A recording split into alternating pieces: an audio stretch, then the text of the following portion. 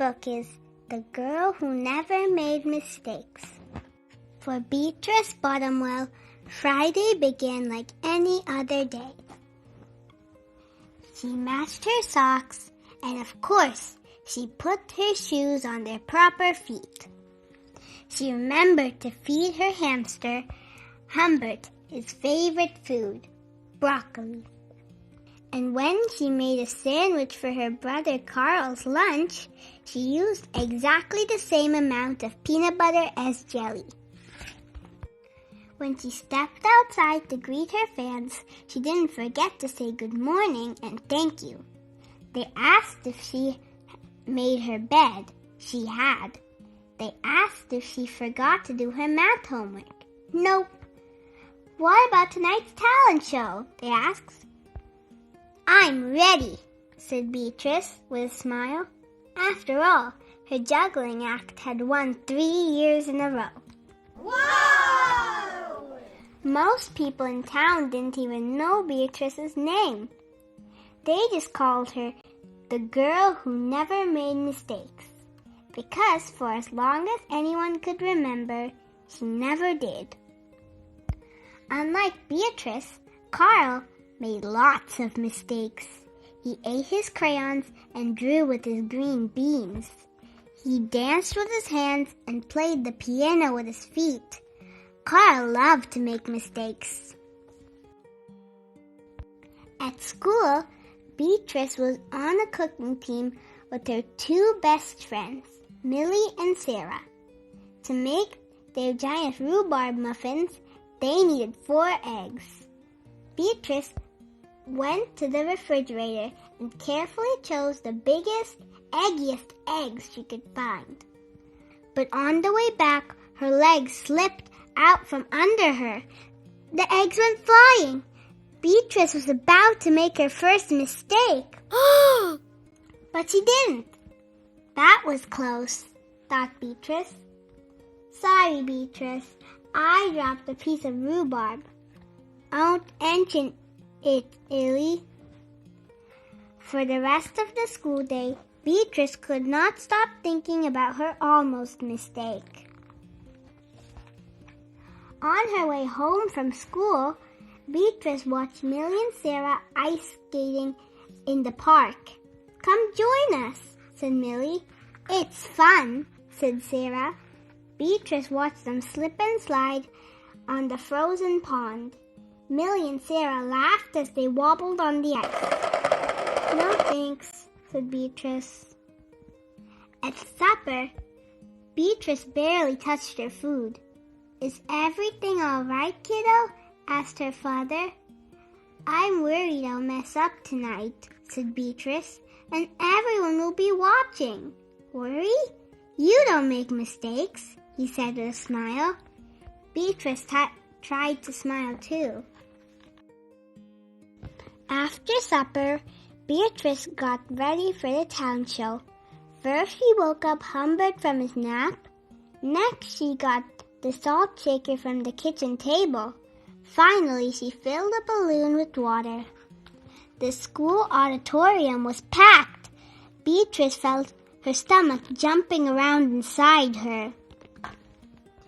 Beatrice waited for her juggling music to begin. That's her!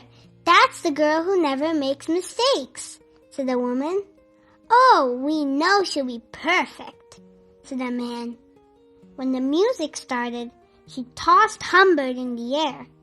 Next she added the salt shaker, and finally the water balloon. Whoa! Beatrice didn't miss a beat. The crowd clapped with delight. But Beatrice noticed something odd about the salt shaker. The specks falling out of it were not white. Achoo!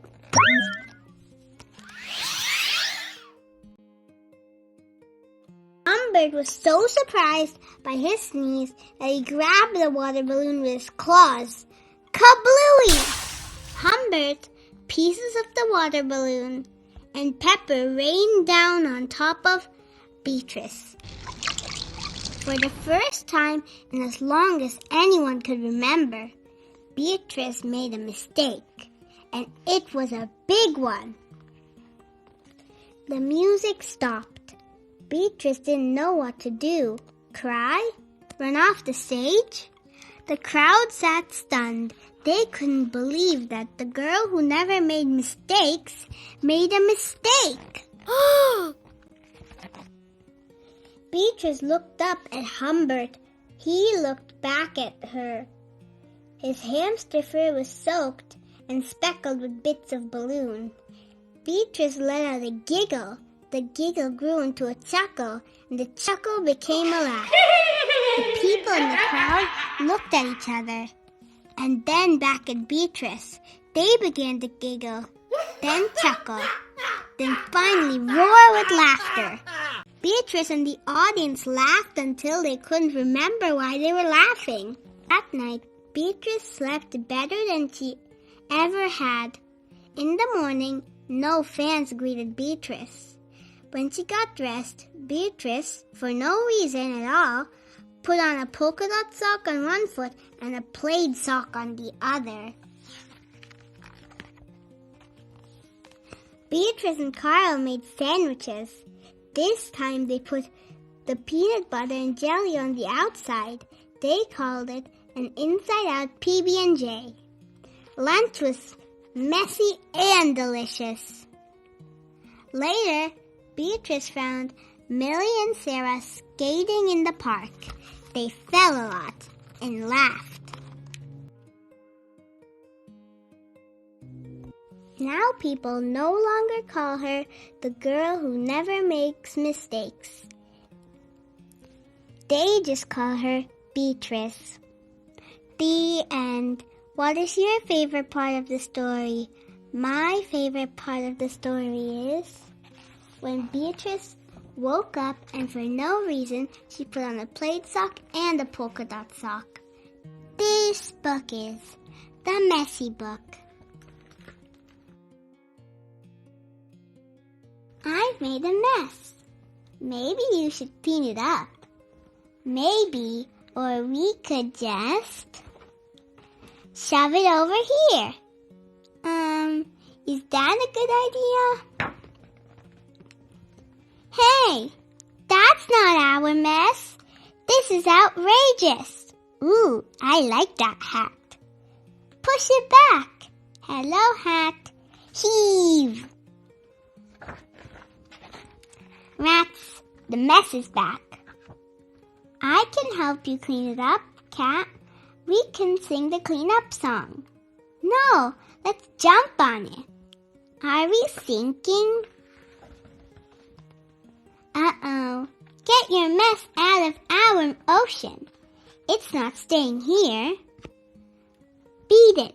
Go scram. I like penguins. Ew, I'm wet. And now the mess is soggy. Please, please, please, can we clean it up? Hello, Penguin Hat. But cleaning is boring. We could hide the mess under my bed, or blow it up, or eat it.